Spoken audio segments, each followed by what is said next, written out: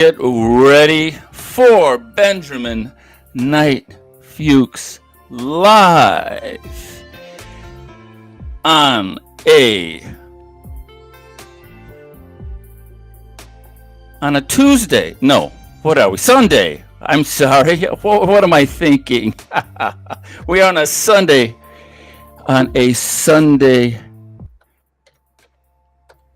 Early evening, late afternoon, Ben. Happy Sunday. Happy Sunday. How you doing, Liam? I'm doing great. It was a busy day for me today. Busy day, lots of one of those one thing after another day. Sundays are supposed to be a day of rest, but it was chock full for me. How about you? How was your Sunday? Restful. Went to the gym, did a little research, got ready for our podcast. I guess it's a podcast. I would say this is a podcast. Yes, indeed. And so just for the audience, we are podcasting on YouTube, Facebook, and LinkedIn. And leave your questions and comments. We really enjoy talking to our audience and getting feedback on what's going on. All right, Ben, what do you have for us today? Well, I read an interesting article on an anti-malaria drug, which is a derivative of the herb wormwood. This derivative is called artemisinin. It's hard to say. I'm not sure how you say it here. Artemisinin. It's a derivative of artemisia. It's a artemisinin, I think you say it. It's the derivative of artemisia, which is a really, really nasty herb that's used to treat parasitic infections as well as cancer and malaria. You could put that first article up, Liam. This is the article I got from Science Daily. This is about using this artemisinin, artemisia extract, wormwood extract, for treating PCOS. PCOS is an acronym that stands for polycystic ovarian syndrome.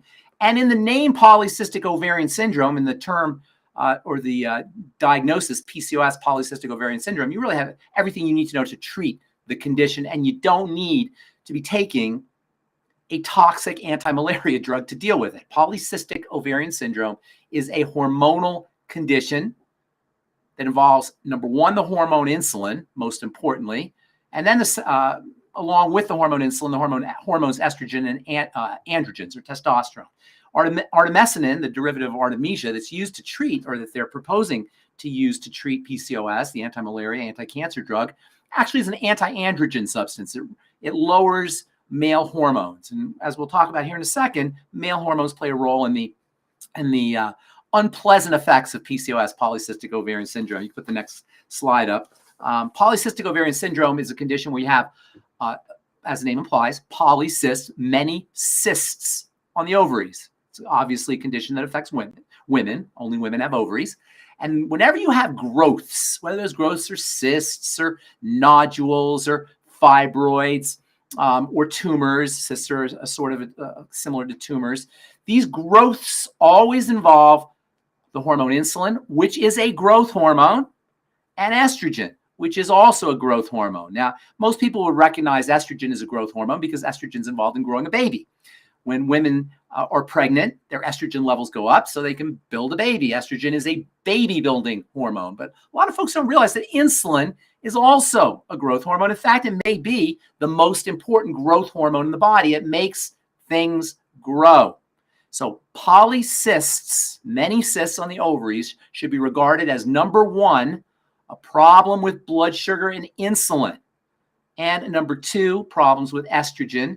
And then ultimately problems with androgens. That's because the cysts that are on the ovaries stimulate the production of both estrogen and androgens. Cysts on the ovary or ovarian tissue, and ovarian tissue makes both male and female hormones. So you got when the PCOS patient is dealing with symptoms of PCOS, and there's some really horrible symptoms, mostly cosmetic, but there's also internal metabolic symptoms.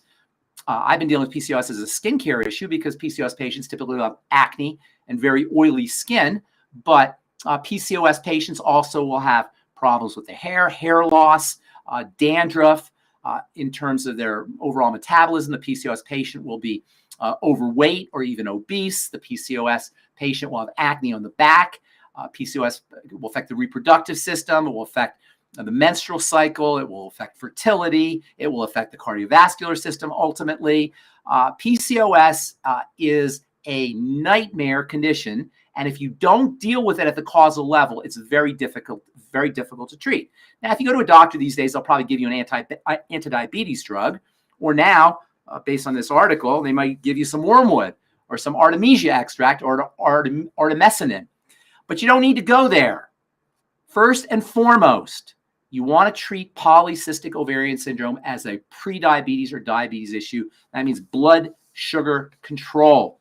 That means, number one, reducing your intake of calories that come from carbohydrates. Obviously, if you're dealing with diabetes or prediabetes or hyperinsulinemia, too much insulin in the blood, or insulin resistance, which is type 2 diabetes, insulin resistance syndrome, metabolic syndrome, which is also associated with problems with insulin and blood sugar. And metabolic syndrome is a real mess, as we talked about last week. Almost every single chronic health challenge you can name is linked to metabolic syndrome.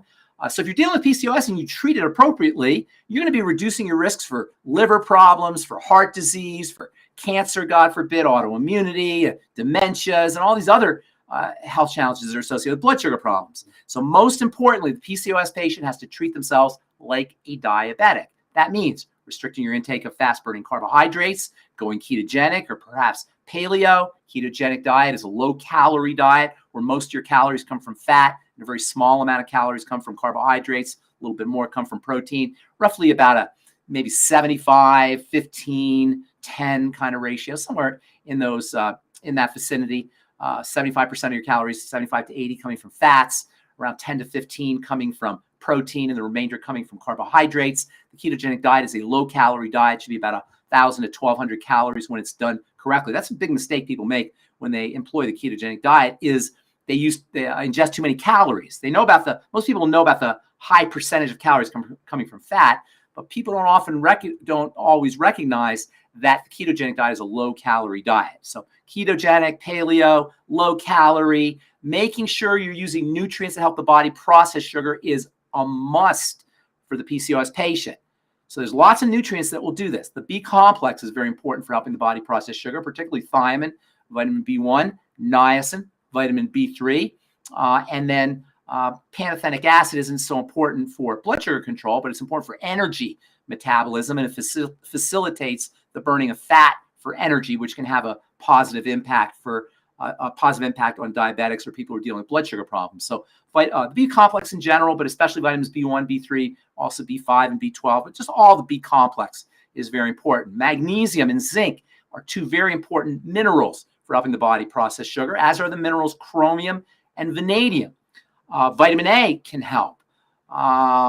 There's a wonderful non-essential nutrient called alpha lipoic acid that can be helpful for helping the body, for helping folks who are dealing with blood sugar problems. So approaching your PCOS patient or treating your PCOS patient, or if it's you, treating your PCOS with blood sugar strategies as if you were a diabetic is really important. Drinking more water can help dilute the blood, particularly first thing in the morning, can help dilute blood sugar, lowering blood sugar concentration, that is. And then exercise, or even just moving your body, particularly after you eat a sugary meal, can help shunt sugar from the bloodstream into the muscle, thereby lowering blood sugar. Then there's another really interesting connection that I found between PCOS and a hormone called oxytocin. Oxytocin has a reputation for being the love hormone. Oxytocin levels go up when you are in a relationship, in a love relationship. You can put that that next slide up, Liam. Oxytocin levels go up when you're what is that? I'm not sure what that is. Oxytocin levels go up when you're in a positive relationship, a love relationship, social relationships. When you're volunteering, oxytocin levels go up. When we're touched, massage, or even just being touched by a friend or a lover, that can have a positive effect on oxytocin. And then there's great nutrients that can help raise oxytocin levels, particularly magnesium. Put that magnesium slide up. The impact of magnesium on oxytocin receptor function. This is an article that I found from Stanford University Press. Magnesium actually sensitizes the oxytocin receptors, thereby improving oxytocin effects. And then there is our favorite nutrient, our favorite essential nutrient, which is vitamin C. I absolutely love this stuff, and I've been using vitamin C in my skincare formulations for decades. Vitamin C is really important when you apply it topically for helping lighten the skin, helping improve healing of the skin, for wounded skin. You can put that last slide up, Liam. Vitamin C is also important for the cardiovascular system. Vitamin C also plays a very important role and an underappreciated role on blood glucose levels.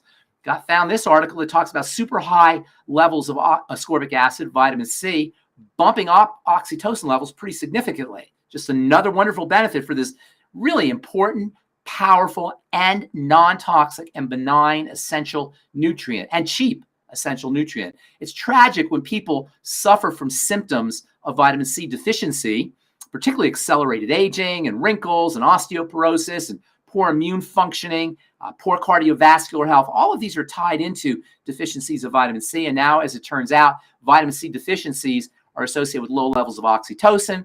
Oxytocin levels are associated themselves with better blood sugar control for folks who are dealing with PCOS. So making sure that you're taking a good amount of vitamin C, and by good amount, I'm talking about 1 to 5, even up to 10 grams of vitamin C a day. Ascorbic acid is water-soluble vitamin C, and while topically you want fat-soluble vitamin C, water-soluble vitamin C is very unstable, so you got to use it real fast.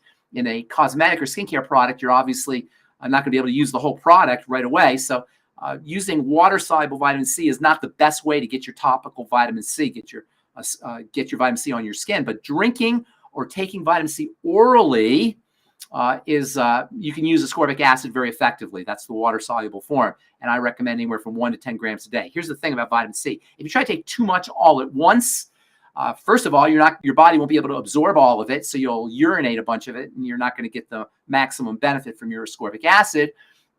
But also, because vitamin C is very hygroscopic, that means it absorbs water. When you take your vitamin C, if you take too much, it'll pull water into your intestines, and you'll end up with cramping or bloating or loose stools or even diarrhea or even explosive diarrhea from taking too much vitamin C all at once. So for those reasons, it's best to take your vitamin C, ascorbic acid, in divided doses throughout the day. You can maybe take a teaspoon of ascorbic acid powder, put in water, and sip on it for the next hour, 2 hours, 3 hours, and then do it a second time if you want to use those high doses. There's really zero toxicity to vitamin C, and 10 grams is not going to hurt anybody. In fact, I've heard of people injecting 50 grams of vitamin C right into their bloodstream with no toxicity. Now, I'm not suggesting anybody inject vitamin C, although it is done.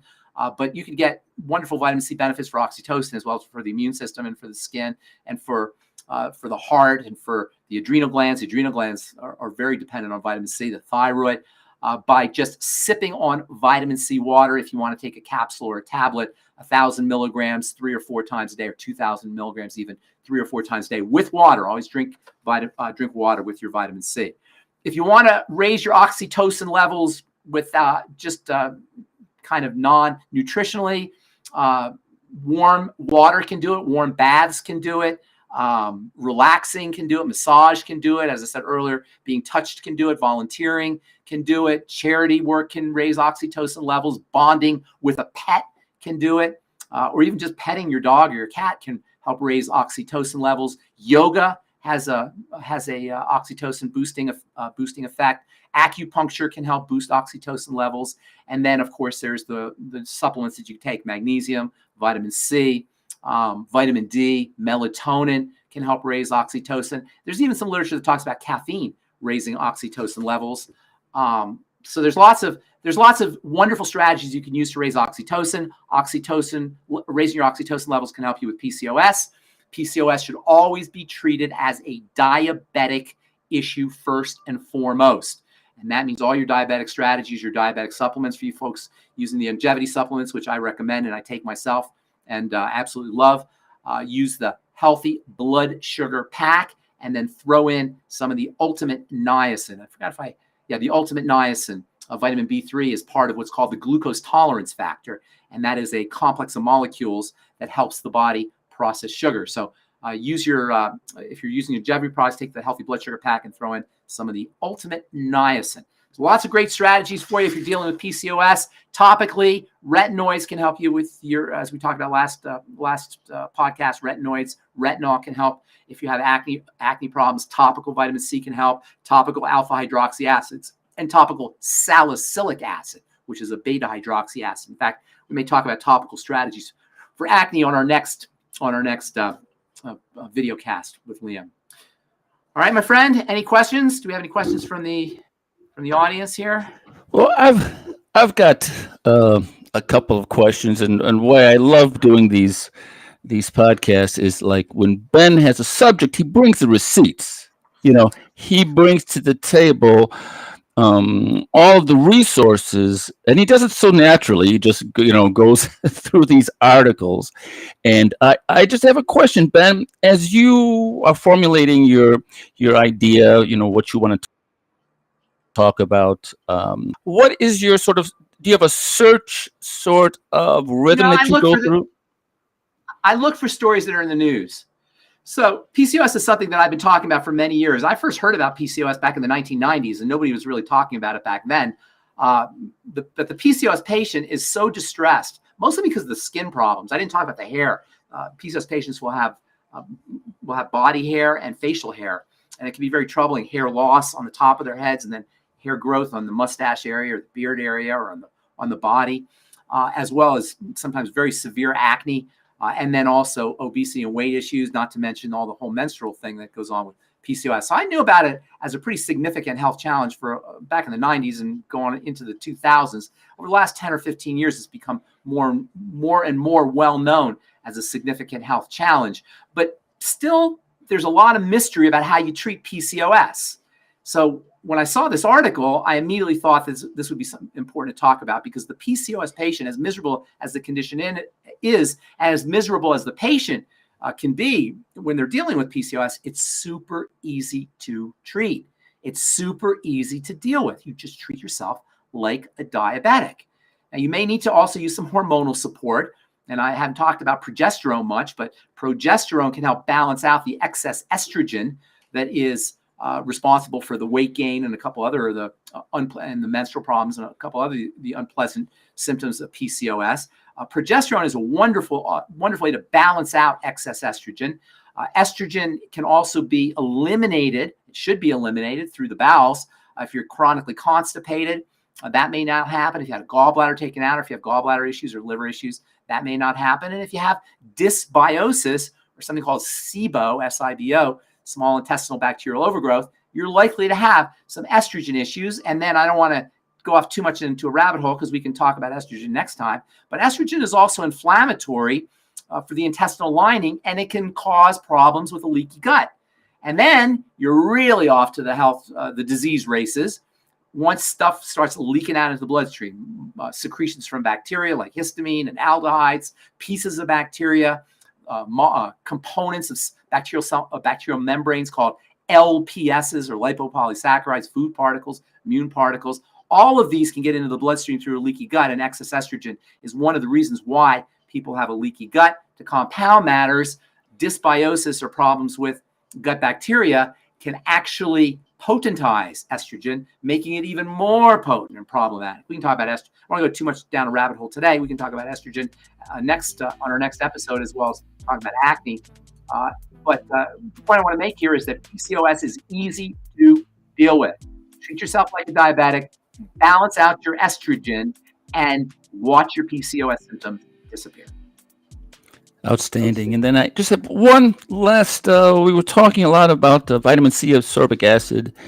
And then there was this, famous study, Linus Pauling in the 70s said that he cured cancer through 10 milligrams. His prostate cancer? Yeah, intravenous, 10 milligrams of intravenous vitamin C. And then he kept trying to get funding for double-blind studies and couldn't do it. And they were trying to recreate the studies by doing the 10 milligrams, orally. And he was like, no, it's got to be intravenous. So what are your thoughts on the magic power of vitamin C? It's incredibly powerful, and it's so cheap, and it's so benign and non-toxic, and so readily available as a supplement that drug companies really don't like people using vitamin C. Nonetheless, as it turns out, health challenges are not caused by drug deficiencies. They're caused by nutrient deficiencies. Oftentimes, they're never caused by drug deficiencies, but oftentimes they're caused by nutrient deficiencies. And vitamin C is especially fascinating because vitamin C is the vitamin that helps you build, or that it doesn't just help you build, it triggers the production of the body's most important component, which is the connective tissue. Connective tissue is, as the name implies, the stuff that holds us in place. Without the connective tissue, we just dissolve into a puddle. But the connective tissue is also important for delivery of nutrients and detoxification and delivery of oxygen. And the connective tissue is also important for the immune system. It's also important for keeping the body, the structure of the body intact via the bones. The bones are connective tissue. Skeletal system is connective tissue. And as we age, most of the things we fear the most about the aging process, the physical disability, the pain, the arthritis, the wrinkles, and the increase in skin laxity, the heart disease, the immune problems, the inflammation inside the body, all of these are functions of vitamin C deficiency. So in many ways, vitamin C is the anti-aging vitamin, in addition to being the immune vitamin and the vitamin that's important for the heart, and vitamin that plays a role in so many different health functions. It's your anti-aging vitamin. Deficiencies in vitamin C are associated with all the horrible things that happen as we age. So in this way, taking vitamin C can slow down the aging process. Why is this important? Well, it's important because most of us are getting our vitamin C doses based on what's called the RDA.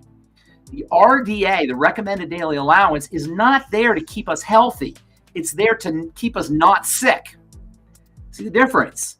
The medical model, God bless the medical model. I'm not ripping on the medical model here, because they're there to save us from horrible diseases, and you only need a tiny amount of vitamin C to not get a horrible vitamin C deficiency disease. But in order to slow down the aging process, in order to strengthen your skin, in order to make your heart more powerful, in order to improve the body's ability to repair itself, to grow and repair, you need much more than the RDA of vitamin C. So most people are getting way too little vitamin C. They're being way underdosed in their daily intake of vitamin C. And that's if they're getting a multivitamin. And a lot of people aren't even getting that. So the RDA for vitamin C, the recommended daily allowance, is about 100 milligrams, right? You need 1,000 or 2,000, or Linus Pauling was doing 10 grams of it, 10,000 milligrams of vitamin C a day. Let me tell you something. Linus Pauling was one of those brilliant biochemists that ever lived. This was no amateur. This was a brilliant Nobel Prize winning chemist who studied with Albert Szent-Györgyi, who was probably the greatest biochemist who ever lived, the guy who discovered the vitamin C structure, the vitamin C molecule itself. They've known about stuff that was in citrus fruits for hundreds of years, but they didn't really isolate the vitamin C molecule until the early part of the 20th century, and that was Albert Szent-Györgyi who did it. Albert Szent-Györgyi, as I say, has a reputation for being the greatest biochemist who ever lived, and his protege, or his student, was Linus Pauling. So Linus Pauling knew a lot of stuff, and one of his most important books was called Vitamin C and the Common Cold, where he talked about using vitamin C as a treatment for the cold, as a treatment for the common cold, and as a preventative, so you don't get the common cold. And to this day, vitamin C is part of my cold protocol. If I ever feel a sniffle coming on, I haven't gotten a cold in quite a long time, but if I ever feel a sniffle coming along, I have a nutrient protocol that I use. It's not just nutrients, it's a lifestyle protocol that involves super high doses of vitamin C, zinc picolinate along with copper, which balances out zinc, half a gallon to a gallon of water, drinking it down, just flushing everything through, and getting 1 or 2, ideally 2, but even 1 works, 12-hour nights of sleep, 12 hours of sleep in a night. And if you do all of that, you won't get the cold, especially if you catch the cold early enough. Like when you start to feel, you get that kind of feeling a cold is coming on. Absolutely. If you can catch it early enough, you won't even get the cold. That's 50 milligrams of zinc picolinate a day with maybe 3 or 6 milligrams of copper glycinate, 5 to 10 grams of vitamin C in divided doses every day, half a gallon to a gallon of water, flushing everything out, and then 1 or 2 or 1 night of 12 hours of sleep. And even if you have to do, a Benadryl or a Somanex or some kind of sleeping pill in order to get that 12 hours of sleep, it's not ideal to do it that way. But if you need to, it's worth it, because you'll wake up rested. The body, of course, recovers and heals while it's sleeping, and that vitamin C and the zinc and the water that you consumed during the day will help improve or ensure that the healing process kicks in earnest. And of course, the water will help flush everything out. So vitamin C is super important for anti-aging, for cardiovascular health, for oxytocin, and thereby for PCOS, for the adrenal glands, and also for if you're dealing with any kind of immune problem, autoimmune problem for that matter, or if you feel like something as simple as you feel like you're coming down with a cold. And it's essential because we don't produce it, right? We're one of the few animals that don't produce Liam, you know your stuff. Yes, animals make vitamin C. Humans don't make vitamin C. The fruit bat doesn't make vitamin C. And there's a type of guinea pig that doesn't make vitamin C. And I think there might be one other animal that I'm missing, but for the most part, you're absolutely correct. Animals make vitamin C. Vitamin C is a very, very simple molecule. It's similar to glucose. It's actually in industry, it comes from glucose. That's how they make it synthetically. It's derived from glucose, usually from corn. And the molecule itself is super simple. By the way, I might just throw this in real quickly. There are some folks on the internet that I've been hearing talking about how vitamin C is not a vitamin, how you need to have it has to come in from foods and fruits and vegetables, etc. And while it's true that fruits and vegetables are always going to be the best source of nutrients, you're not going to get the kind of high doses that you need. You have to eat a bathtub full of oranges in order to get 1,000 milligrams, let alone 5,000 or 10,000 milligrams of vitamin C. With these folks, they're well-meaning, these naturopaths and chiropractors and holistic practitioners who say vitamin C is not a vitamin. What they mean is that there are cofactors or flavonoids, which is a type of molecule that's found in fruits and vegetables that has adaptogenic properties that helps the body cope with things. And these adaptogenic flavonols help the body use vitamin C. They're found in nature, and wherever you have vitamin C, you have these flavonoids. But that's not to say that vitamin C on its own is not going to be effective. And in fact, there's thousands upon thousands of different studies that talk about vitamin C and its benefits for all kinds of health challenges. Plain old ascorbic acid, not food-based or not plant-based, but just the plain old ascorbic acid molecule. That being said, it's always good to get your nutrients from foods because you do get those cofactors. But when you're talking about super high doses of a vitamin or any essential nutrient like 5 or 10 or 15, 5 or 10 grams or 2 grams or 3 grams even, you really need to get the ascorbic acid powder. You're not going to be able to get that kind of concentration of vitamin C or ascorbic acid in a food. As much as I love oranges, you're only getting 30 milligrams of vitamin C from a fresh orange. That ain't going to touch the common cold or PCOS or any other health challenge that you want to use vitamin C for. What food has the most vitamin C? I bet you don't know. I don't know. Chili peppers. Chili peppers. I love chili peppers. How many chili peppers can you eat? Can you eat, right? Kiwi is a good source of vitamin C.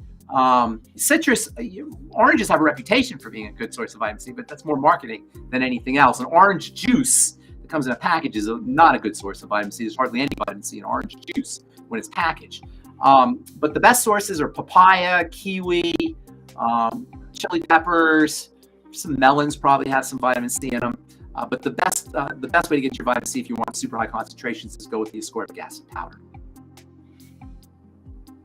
Outstanding. Okay, so everybody, if you want to, like I was saying before, Benjamin brings the receipts. He really researches a subject and gets down with the data. So use these opportunities on a Sunday to come in on the chat and ask that, ABA, Ask Ben Anything every Sunday. So we really appreciate everybody watching. There's so much data here. Sometimes I push the wrong thing. Push the poster. So, but that's a great thing, right? Better too much data than. That's the way I look at it. Yeah. All right, everybody. Well, it's almost half an hour, Ben. Should we call it? Let's do it. See you next Sunday, Liam, and bye, everybody.